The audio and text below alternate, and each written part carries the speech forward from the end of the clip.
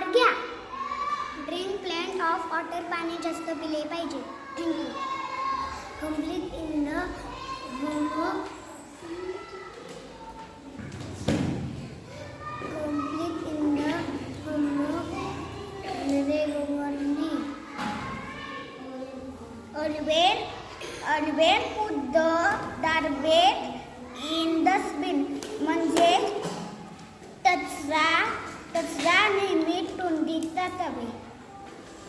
Go to bed on time. रोज रात्री वेळेवर झोपावे.